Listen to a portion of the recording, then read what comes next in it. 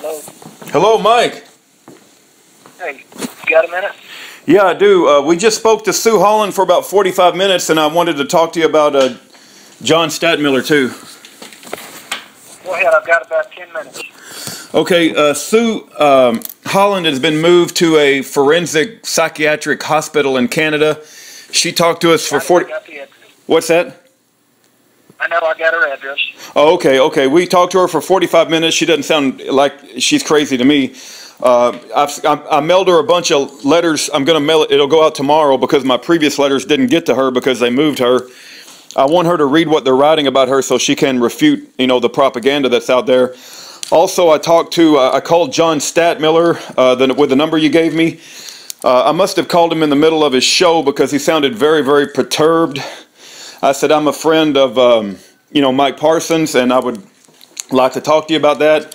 He called me back when I wasn't home, and he said he knows everything there is to know about you, and he don't know why I'm calling you. And anyway, I got the impression, and I don't have any words to back it up from his mouth, but that he's just perturbed that I would call him and try to talk to him about you. And I'm not really in the business of begging people to do the right thing.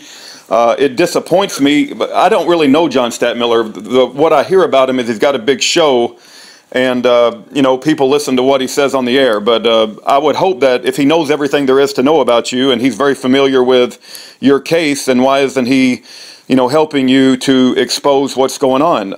But whether he does or not is up to him. I don't have any control over the man. Right, because he doesn't know what's going on, and apparently he doesn't have the guts to talk about the FBI. Yeah, I don't know. I would be speculating, but I just know that he was perturbed when I reached out to him, and I'm not really in the business of, What time was it when you called him? It was one evening last week. I don't know when his shows are. I don't really pay attention to, when these people are on the air and when they're not. And I guess I called him right in the middle of his show. Well, if he's on his show, then what's he doing answering his phone anyway? Really? I don't know what time the show is. I think it's sometime around 5 or 6 o'clock. But I doubt he knows everything about what's going on. First of all, because I've only talked to the guy twice when I was out a year ago.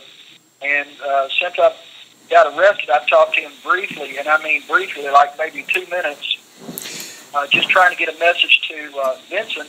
And he said that, quote, Vincent has been told, and he wouldn't reveal who told him, but somebody told Vincent not to talk to me, period, or bad things would happen to Vincent. So Vincent's afraid, is what John said. Well, and just to share with you, Mike, in all fairness, I'm not the most friendliest guy to get along with either on the outside, and I have a heart for prisoners. But if you wanted, I don't want to make enemies of these guys. They sound like they have done you a service in the past, and if I had a more congenial attitude, maybe I could win them over. But another approach is if you wanted to put out a public message, I could simply record like Mike Parsons has a public message for whoever, whether it be John Stadtmiller, Vincent Finelli, or any other person. I don't know.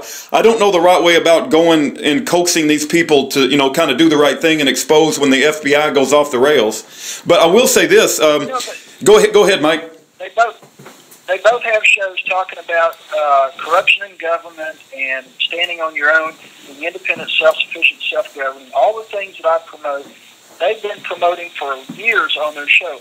Now, all of a sudden, apparently John's position was, well, Mike, last time I talked to him back in June, he said, Mike, you shouldn't have been talking about the corruption in government. What did you expect? And I'm like, well, John, that's what you've been doing for 25 years. But I didn't say that to him because obviously maybe what he says he's allowed to say, and maybe what I was saying was, the rank and file is not supposed to articulate the same message. I don't know. I don't know either. I've seen a pattern, though, that when somebody gets labeled a criminal and they start wearing an orange jumpsuit with handcuffs on, all of a sudden they start losing people they thought were previously were their friends. That's a pattern not only I'm seeing with you, but it happens across the board. Yeah, I think it's psychological. I think it's defense mechanism to where they don't want to associate with something that they themselves would not want to endure. Yeah. So I think it's just a psychological deal. But are you recording this by chance? Yes, sir. And just to share with you, I don't want to endure prison either, Mike, but I'll be damned if I'm going to turn my back on a brother just because the state's called him a criminal when I don't believe he's a criminal, you know? Right. And what you said the other day, you articulated it perfectly, that the FBI, and I can't remember exactly verbatim, but you said how they are basically creating a scheme by which they are labeling people as sovereign citizens or articulating what are the principles of the foundation of this country, which is to be independent, self-sufficient, and self-governing. And when you speak out against corruption in government, and when you don't aspire or promote being dependent upon government, then they don't like you. Yes. They come after you. And that's what this is all about. It's true Americana 101, and that's what I stand for, and that's what they're opposed to. So they are more anti-American than what people realize, and they need to be reined in and shut down, in my opinion. No, you're right, and I think the point I was making previously was they've created this term, just like they created conspiracy theorists. They created this term called sovereign citizen. They've got these very, very popular police officers out here making fun of anybody that they deem a sovereign citizen. They don't even define the term, Mike, so they can throw you into that category without really defining what that means. And then once they've labeled you that, the masses of the people in America will cheer the cops on as they beat you, put you in prison, tear up your life, put your wife in prison. And, my heart breaks for you, Mike, because I know, I guess Pat has about, 5 days to go before she has to surrender herself to this satanic system. And know that she is in our prayers, brother. Yeah.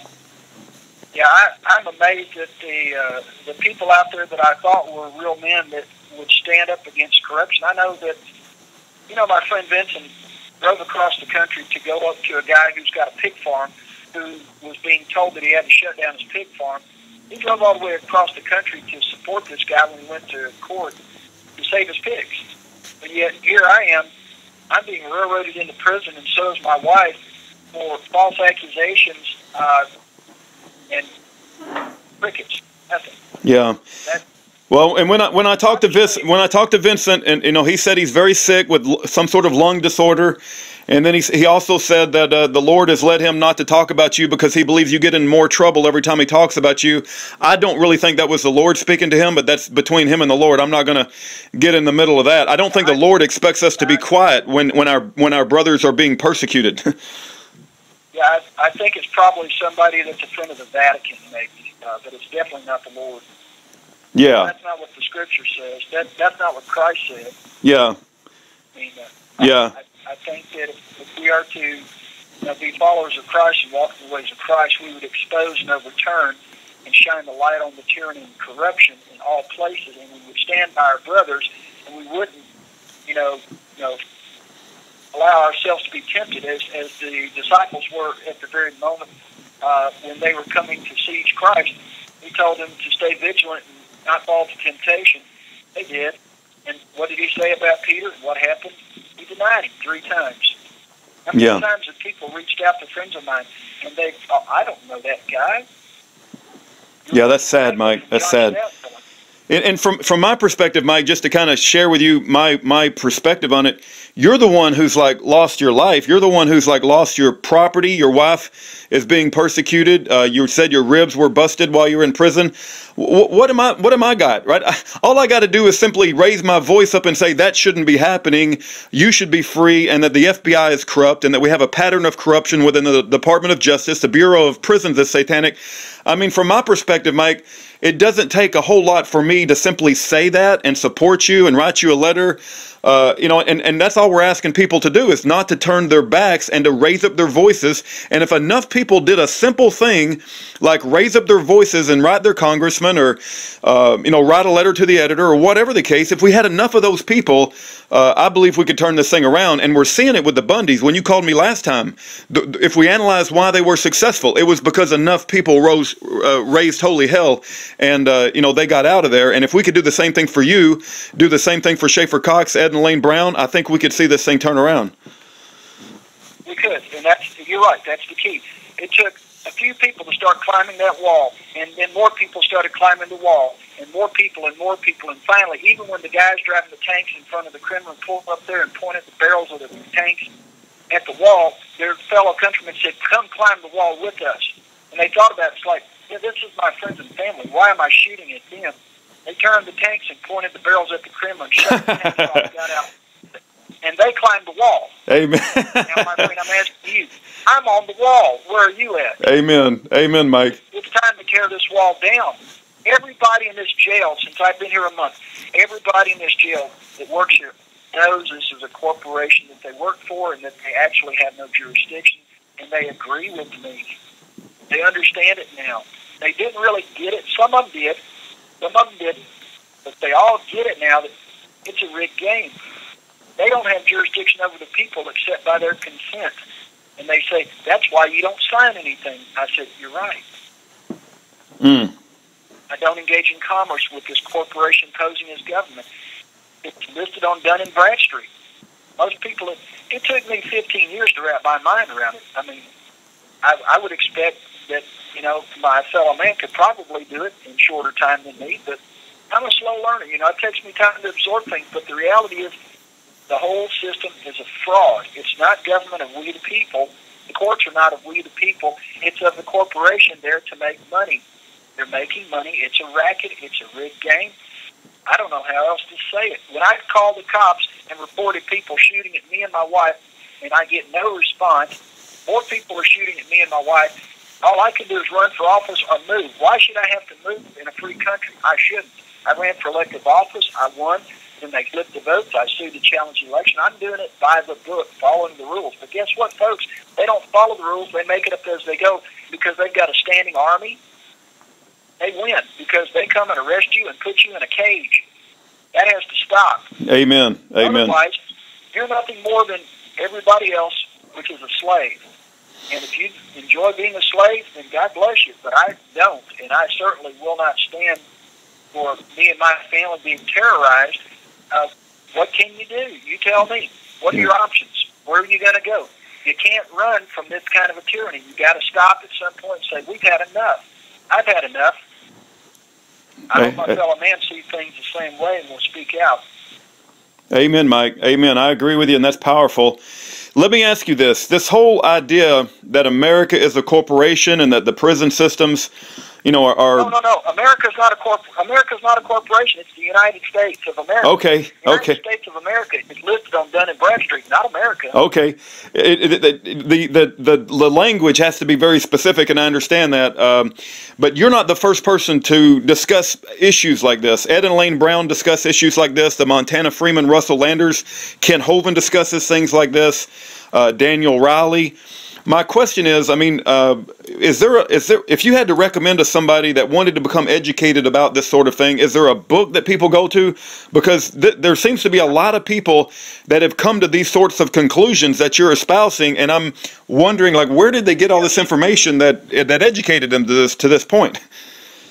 I can give you a short primer. If you go to my website, mikeparsons.org, on the front page, there's a link to a tab called Lawful Years. The Lawful Years tab is on the anticorruptionsociety.com website. Again, that's anticorruptionsociety.com. Click on the Lawfully Yours tab at the very top of the page. It's about 60 pages long, but the first 14 pages is the primer that explains what happened, how we lost the country in the Act of 1871 when they shelved the organic Constitution and created the United States Government Corporation. They changed the Constitution. It used to be the Constitution for the United States. They converted it to the Constitution of the United States, and therein is when it became the charter for the United States Government Corporation. Gotcha. All right. Well, it cut him off. It cuts him off after about 14 and a half minutes. If he calls back, we'll continue.